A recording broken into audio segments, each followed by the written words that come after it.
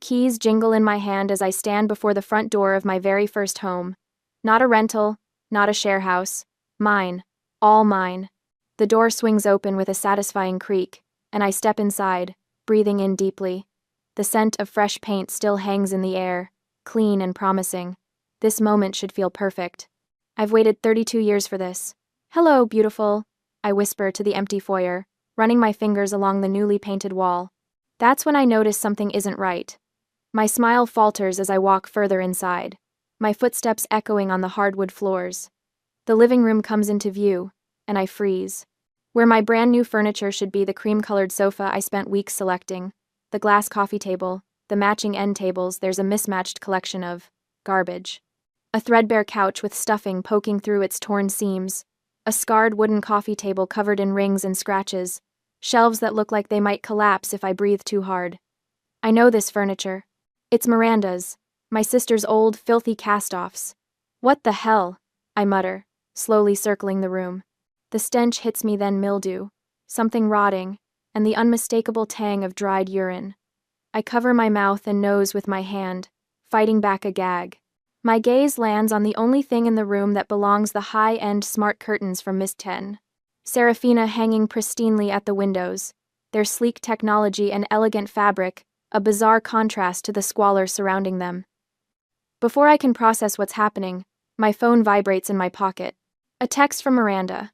I open it to find a photo of my two nephews, jumping up and down on my brand new cream-colored sofa, the one that should be here, in my living room. The boys are grinning, sticky hands grabbing at the cushions as they bounce. Below the photo, a message. Thanks, sis. Mom said it was a housewarming gift for me. My old stuff is at your place, but you're so good at decorating, you'll make it look great. My hands shake as I stare at the screen. This can't be real. This can't be happening. But it is. 5 days ago, I made a serious mistake. I announced my housewarming party in the family chat a little too early. I just wanted to make sure everyone could clear their schedules and be there. I was excited to show off the house that was truly mine. I wanted recognition for this achievement, for how much it meant to me. My mother, Linda, had immediately chimed in. Oh, I want to see it before everyone else. Let me come over. Let me be involved. I remember how my heart had warmed at those words. For once, my mother wanted to be part of my life. Not just Miranda's.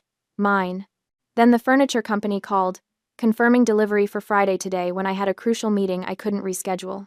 Before I could figure out what to do, my mother's voice cut in. Let me accept it for you. I'll be here Friday morning. The solution seemed perfect. I gave her the spare key, grateful for her sudden interest in my life. Finally, I had thought, my mom actually cares about me. What a joke. I sink down onto the filthy sofa, not caring about the dust that rises around me. I've spent my entire life as the invisible daughter. The family wallet. The one who paid her own way through college while Miranda dropped out. The one who covered Miranda's $1,200 credit card debt, and then the $1,800 one that followed. The one who sends $600 every single month to make sure my nephews have everything they need, while their mother posts vacation photos on social media. My phone buzzes again. Another text from Miranda. The boys love the sofa. It's perfect for our place. Mom said you wouldn't mind. You're so independent. Something inside me, something that's been bending for 32 years, finally snaps. I don't cry. I don't scream. I feel a strange calm wash over me, like ice water in my veins. I look around one more time at the disgusting furniture my mother and sister have dumped in my beautiful new home. I take a deep breath, ignoring the stench. I stand up, brush the dust from my clothes, and grip my car keys so tightly the metal cuts into my palm. My sister's apartment is only a 10-minute drive from here. My mother is probably still there, the two of them laughing about how they've pulled one over on practical, reliable Peyton yet again. My father is likely sitting quietly in the corner, watching it all happen, the way he always does. Not this time. I stride back to my front door, the calm inside me solidifying into something harder, something colder, something that has been waiting for this moment for 32 years. I don't bother locking up. After all, there's nothing worth stealing. I get in my car, start the engine, and head straight for Miranda's apartment. This ends today. Keys still clutched in my white-knuckled grip. I thunder up the stairs to Miranda's second-floor apartment. My breath comes in short, angry bursts as I reach her door. I don't knock. I use my spare key, the one she gave me for emergencies, which, emergencies always just meant her needing me to pick up the kids when she was busy with some trivial nonsense. And I adored the kids too much to ever say no. Well, this definitely qualified as an emergency. The door swings open with such force it bangs against the wall, and I freeze in the doorway. My living room has been transported here, piece by piece. My $13,800 furniture set the cream-colored sofa, glass coffee table, end tables, everything is crammed awkwardly into Miranda's much smaller space. The arrangement is ridiculous. The oversized sectional dominates the room, leaving barely enough space to walk. And there, perched on my sofa like a queen on a throne, sits my mother. Linda Brooks, calm as can be, sipping tea from a china cup. Miranda hovers nearby, her expression shifting from surprise to defiance as she spots me. What the hell is this? I demand, stepping inside and slamming the door behind me. Mom sets her teacup down with exaggerated precision. Peyton, there's no need for that tone. No need? You stole my furniture. My voice rises, and I notice my nephews peeking around the corner from the hallway. We didn't steal anything, Miranda says, folding her arms. Mom said it was a gift. A gift? I never… Peyton, Mom interrupts, her voice taking on that reasonable tone she uses when she's about to say something completely unreasonable. You live alone in that big house. Why do you need such expensive things? Miranda has 2 growing boys. I stare at her, incredulous, because I bought them, with my money, for my house. You're a decor influencer, Miranda chimes in. Just turn trash into treasure. That's what you do, right? Take my old stuff and make it look amazing for your followers. The audacity nearly knocks me backward. You dumped your filthy, broken furniture in my brand new home. That couch smells like urine. Mom gasps, placing a hand over her heart. Are you saying my grandsons aren't house-trained? They're not animals, Peyton. That's not… You're taking toys away from the kids. Miranda cuts in, her voice rising to a theatrical pitch. They love that sofa. Look how happy they are. On cue, my nephews step into view, eyes wide and uncertain. I know this routine. I've seen it my entire life. When confronted, Mom and Miranda instantly transform into victims. This isn't about the boys, I say, struggling to keep my voice level. This is about you taking something that doesn't belong to you. We're family, Mom says, as if that explains everything. Family shares. I take a step forward. Then why didn't you ask me first? Because you would have said no, Miranda replies, rolling her eyes like I'm being completely unreasonable. Yes, I would have, because it's mine. Mom stands up from my sofa, smoothing her pants. Peyton, honestly, this temper tantrum is beneath you. You should just stop and go home to prepare for your photo shoot with Miss Serafina on Tuesday. Are you really going to miss that big opportunity just to stand here and fight over a sofa? I freeze, her words sinking in slowly, like poison. How do you know about my photo shoot with Serafina? A flicker of something surprise.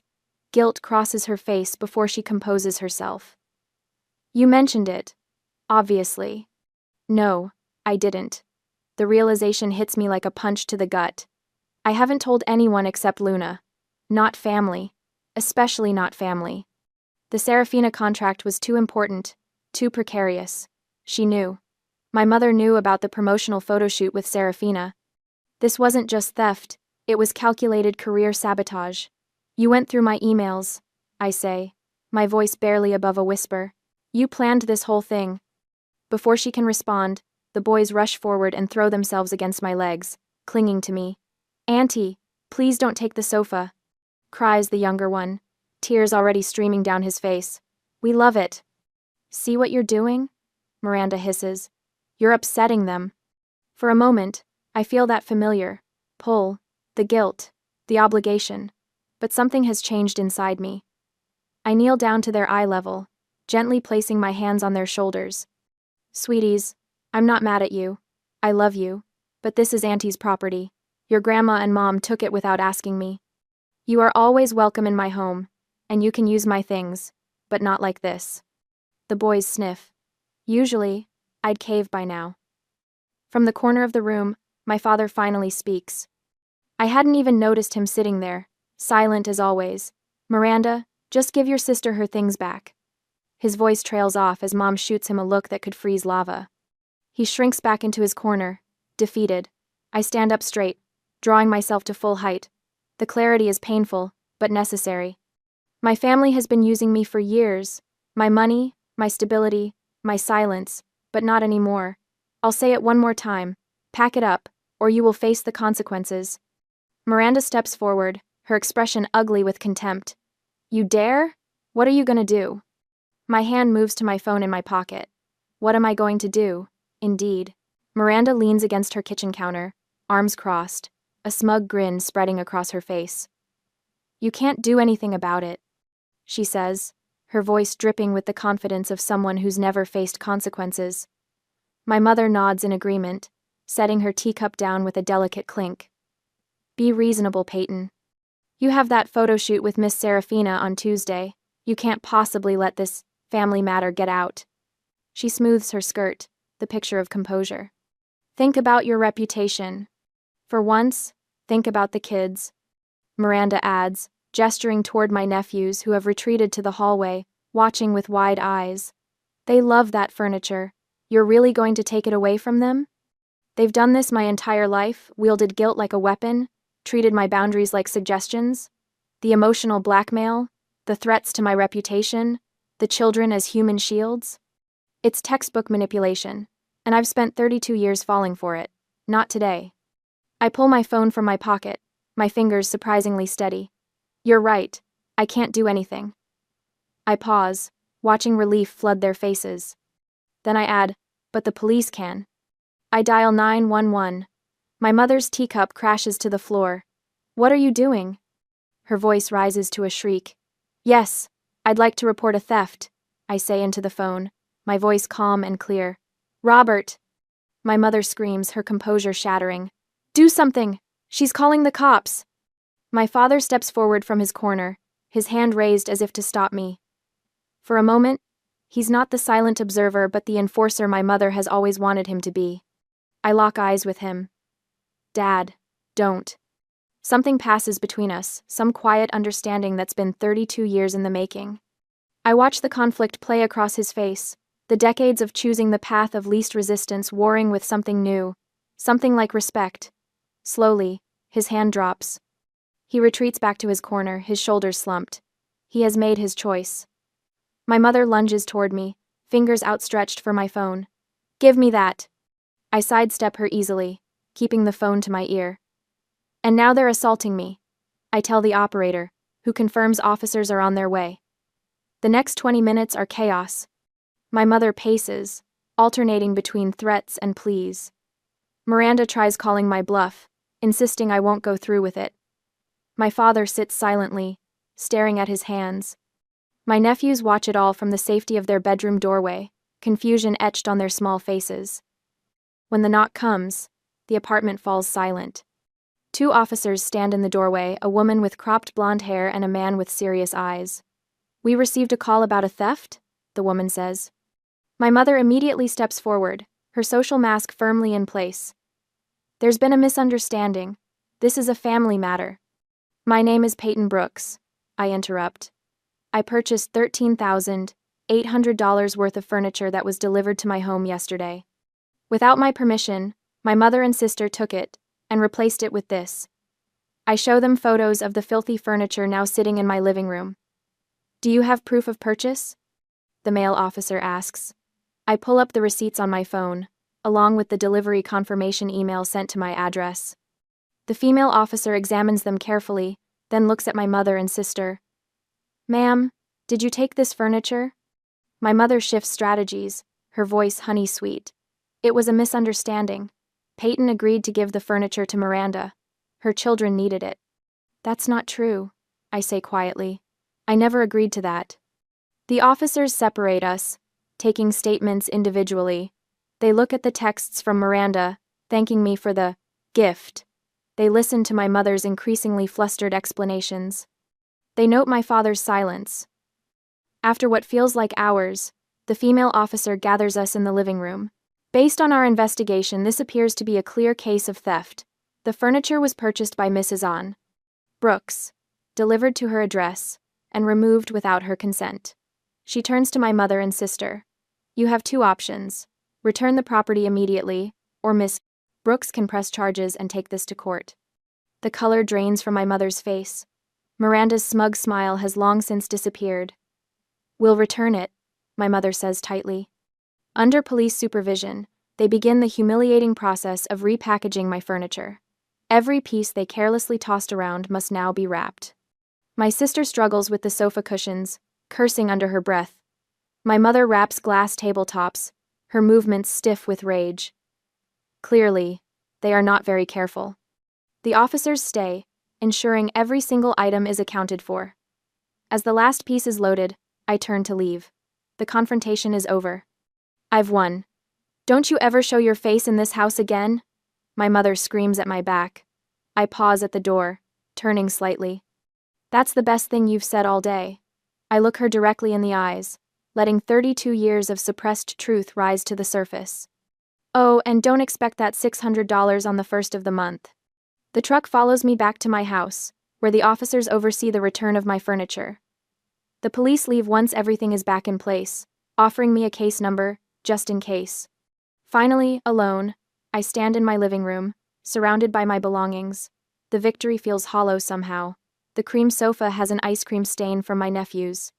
The coffee table has a new scratch across its surface. A tag has been ripped from one of the end tables. I pull out my phone and begin methodically documenting everything.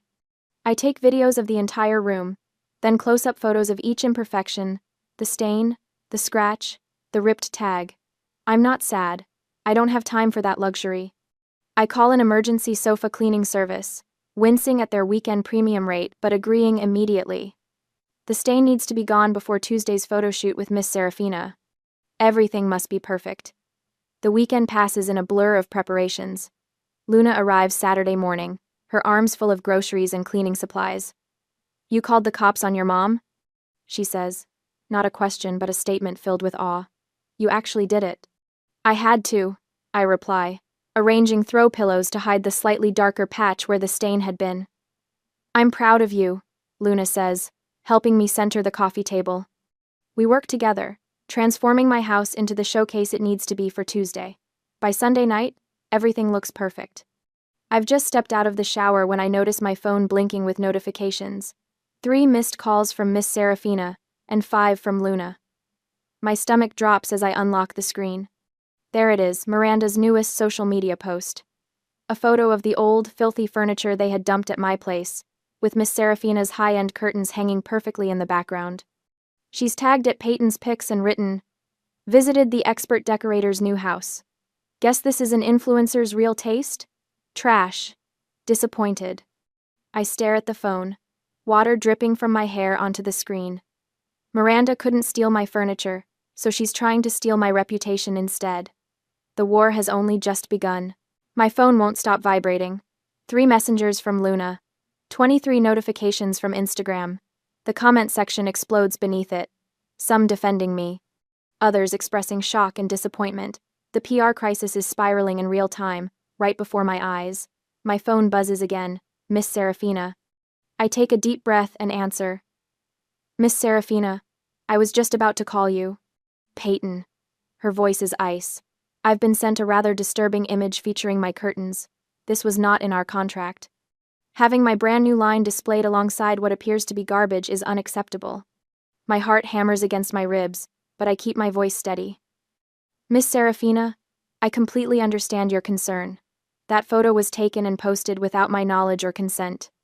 Explain, now. So I do.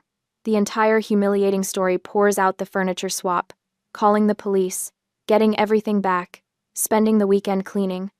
How my sister and mother deliberately sabotaged me, using her old furniture and my professional reputation as weapons. There's silence on the other end when I finish. The photo shoot is still scheduled for tomorrow. I say into the void. I guarantee it will be perfect. The furniture is all in place, professionally cleaned. Your curtains will be showcased exactly as we discussed. Another long pause. Very well, Miss Serafina finally says.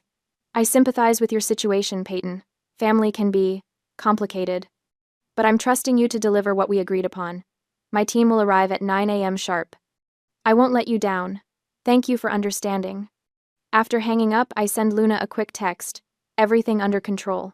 Serafina still on for tomorrow. We'll call you later. I walk to my desk and open my laptop. A new spreadsheet appears on the screen. I title it, Final Invoice. Line by line, I document everything. College debts, $1,200 plus $1,800 equals $3,000. Monthly support $600 x 36 months, $21,600. Gifts 5 years, est, $5,000. Total, $29,600. I stare at the figure, nearly $30,000, the concrete cost of being the family ATM for years. I save the file and close my laptop. Tomorrow, Miss Serafina arrives. The photoshoot transforms my living room into a hive of focused activity. Lighting technicians adjust their equipment while stylists make final touches to the furniture arrangement. Miss Serafina inspects her smart curtains, nodding approvingly as they respond to her voice commands, shifting from translucent to opaque with elegant fluidity. Luna hovers near me, having taken the day off work to be here. She's been glancing nervously at the door all morning. They won't show up. I tell her, knowing exactly what she's thinking. I wouldn't put it past them, Luna mutters. Your mother has the audacity of 10 normal people, and Miranda follows her lead like a puppy. Even they aren't stupid enough to crash a professional photo shoot. The photographer positions me on my pristine, cream-colored sofa, the very one my nephews had jumped on in Miranda's apartment. Now it's immaculate again, not a stain in sight thanks to the emergency cleaning service. Perfect, the photographer says, adjusting my position slightly. Now, reach toward the curtains as if you're about to adjust them. I follow his direction, extending my arm gracefully toward the smart curtains. The camera clicks rapidly. These are stunning, Miss Serafina says, reviewing the first batch of shots. Absolutely perfect.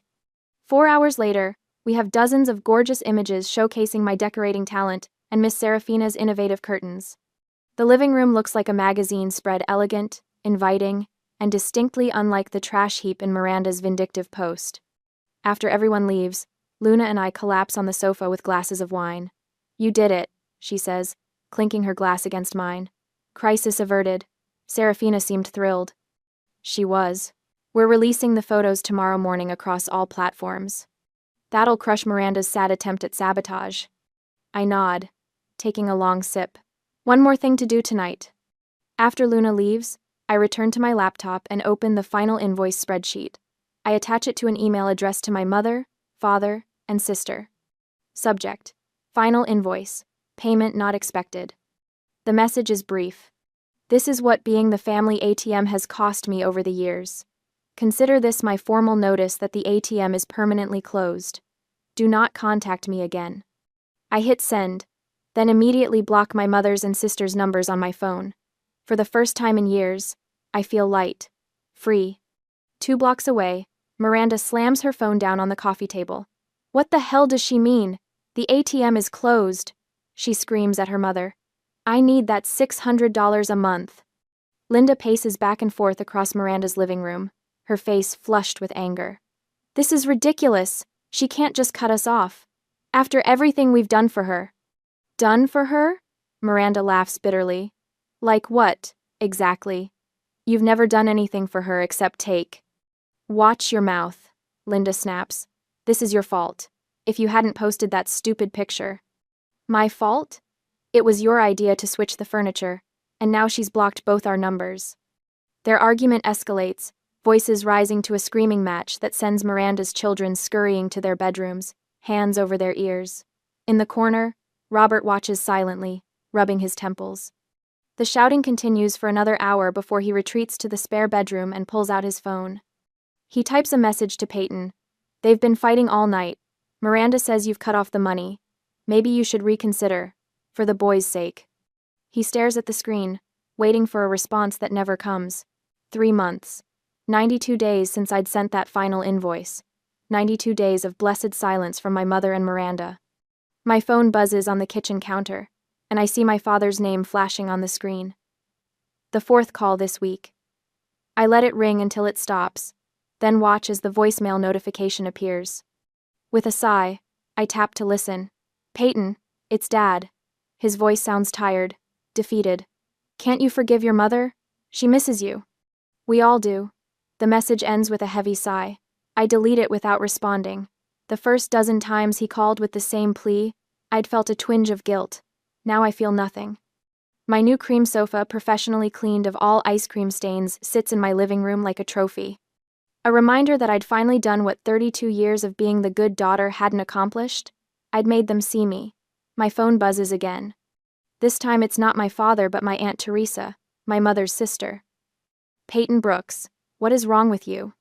Her voice is sharp through the speaker. She's your mother, for heaven's sake, how can you be so cold? I pull the phone away from my ear as she continues. Family forgives, Peyton. Miranda made a mistake. Your sisters. Just let it go. When she pauses to take a breath, I speak. Aunt Teresa, this isn't about forgiveness. It's about respect and boundaries. Boundaries? She practically spits the word. That's just a fancy way of saying selfish. I end the call without another word. Within the hour, my phone lights up with texts from 2 more aunts and an uncle. The family artillery has been fully deployed. I set my phone to Do Not Disturb and focus on the proposal for my newest client. Miss Serafina's curtains had been such a success that 3 more home decor brands had reached out for partnerships. My business was thriving in direct proportion to my family's rage. The days pass. More calls, more texts.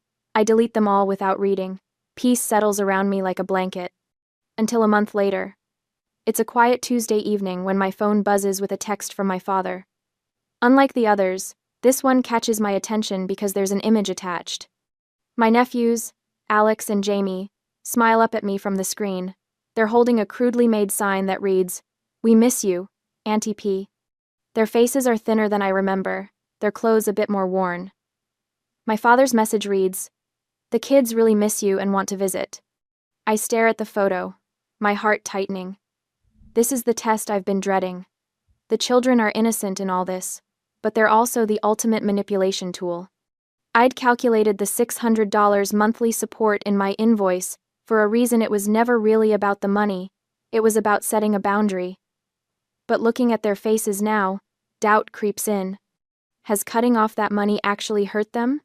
Are they going without because of my stand against their mother? I pick up the phone and, for the first time in 4 months, I make a call to my family. My father answers on the first ring. Peyton?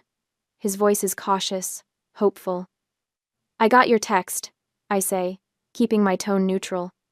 I miss the boys too. The line goes quiet for a moment, then I hear him exhale. Does this mean? I have conditions, I interrupt. I'd like to see them. You can bring them to my house for the weekend. Just you and the kids. I take a deep breath. Mom and Miranda are not to come. That is my condition. Another long silence follows. I can almost hear him weighing his options, calculating whether to argue. Robert? I prompt, using his first name deliberately. They really do miss you, he says finally, sounding defeated. I know, and I miss them, but my terms aren't negotiable. He hesitates, and in that pause, I prepare myself for another rejection, another guilt trip. Okay, he says finally. This weekend? Saturday morning? Victory floods through me, sweet and sharp. Saturday morning is perfect. I'll make pancakes. That Saturday, I'm up early, preparing the boys' favorite foods. Dinosaur-shaped pancakes for Jamie, chocolate chip ones for Alex. I've bought them each a small gift. Nothing extravagant, just books I know they'll love. When the doorbell rings, I find my father standing there with 2 excited boys bouncing beside him. Auntie P! They shout in unison, launching themselves at my legs. I kneel down, hugging them tight. I've missed you monsters so much. My father stands awkwardly at the threshold until I nod for him to come inside. He looks older than I remember, the lines around his eyes deeper. The day passes in a blur of pancakes and board games and stories. The boys don't mention their mother or grandmother once. Sunday afternoon arrives too quickly. As the boys gather their things, my father pulls me aside in the kitchen. You know, he says quietly, eyes on the boys in the living room. Since you did that, Miranda has changed. I raise an eyebrow, skeptical. Changed how? He rubs a hand over his face. She had to get off social media. And he clears his throat. She's had to get a second job to support the kids. I wait, not saying a word. The important thing is, he continues, instead of worrying what people think, she's living in reality and focusing on her kids for once. The two of them are happier now. The irony isn't lost on me. My act of self-preservation had forced Miranda to become a better mother. And Mom? I ask, unable to help myself. His expression darkens. She doesn't understand. Probably never will. He meets my eyes directly for perhaps the first time in my life. But I do. You were right to do what you did. The admission staggers me. For 32 years, my father had been Linda's silent shadow, never contradicting, never standing up to her. And now, here in my kitchen, he's acknowledging that I, not my mother, had been right. As they leave, I press containers of food into his hands. For the boys, I say. He nods, understanding passing between us. Same time next month? I'd like that, I reply. I watch them drive away, standing in the doorway of my home. My beautiful, peaceful home, with its cream-colored sofa, and Miss Serafina's smart curtains. The home I defended, the home that's truly mine.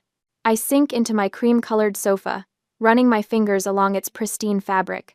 No stains, no tears, just perfect, like everything else in my house now. More wine? David asks, leaning over the back of the sofa. His construction-roughened hands hold the bottle with surprising gentleness. Please. I tilt my glass toward him, watching as he pours. 6 months ago, I never would have imagined this moment, my house filled with laughter, warmth, and people who genuinely care about me. Luna appears from the kitchen, balancing a tray of appetizers. Peyton, these crostini are incredible. The promotions made you an even better host. I smile at the mention of my recent advancement. After the cream sofa incident became a running joke at the office, my boss finally noticed the backbone I'd grown. 3 months later, I was leading my own marketing team. The influencer contracts followed more lucrative ones than I'd ever dreamed possible. Clients loved the authenticity of my new content. Real homes for real people. The doorbell chimes. I excuse myself and pad across my perfectly arranged living room to answer it. You know, Miss Serafina says when I open the door, I never imagined that disaster would lead to this. She gestures to the framed magazine spread tucked under her arm, our collaboration featured in Home and Style. Business partners now, I say, taking the frame from her. Who would have thought? I knew talent when I saw it. She steps inside, even with trash furniture in the background. The memory of Miranda's social media attack makes me laugh now, rather than cringe. It was the best thing that could have happened, showing the world exactly who we both were. David appears at my side, sliding his arm around my waist. The feeling still surprises me, someone who touches me with respect, who asks before moving my things, who sees my boundaries as strength rather than selfishness. House looks amazing for the official housewarming, he says. The real one, I correct him, remembering how my mother had tried to hijack even that from me. Luna raises her glass. To Peyton's new life. Everyone cheers. The sound fills my chest with warmth, replacing the hollow feeling I'd carried for 32 years. Later, when only Luna, David, and Serafina remain, I find myself back on the cream sofa, the same one that was stolen, stained, and professionally cleaned. What was once evidence of my family's betrayal has transformed into a symbol of my freedom. You know, Luna says, curling up beside me, I've never seen you this happy. I nod, unable to deny it. Turns out, family is not an excuse to abuse, steal from, and manipulate someone. Speaking of family, David says cautiously, how are the nephews? My smile doesn't falter. Dad brought them over last weekend, our monthly visit. We built that ridiculous fort they've been obsessing about. No Miranda, no Linda, no manipulation. Just the boys and the aunt who loves them on my terms. They're good? I answer. Better, actually. Dad says Miranda's second job has given her some perspective. Serafina raises an eyebrow. The famous $600 cutoff. Sometimes the kindest thing you can do for someone is stop enabling them, I say. My phone buzzes. A text from Dad. Boys made you something at school. Can we drop it by tomorrow? I type back. Yes. 2 p.m. works. Just you and them. David notices my expression. Everything okay? Perfect. I reply, and mean it. When everyone has left, David helps me clean up. We move around each other with the comfortable rhythm we've developed over the past 2 months. I've been thinking, he says, stacking the last plate. That vacant lot next to the community center, it would make a great space for a playground. You thinking of designing it? I ask. We could do it together. Your eye for design, my construction knowledge. The we doesn't scare me anymore. Neither does the idea of building something new, something that will last. I look around my beautiful home, truly mine now, filled with new memories that have nothing to do with theft or betrayal, and feel the last piece of my heart unlock. I'd like that. I tell him, I'd like that very much.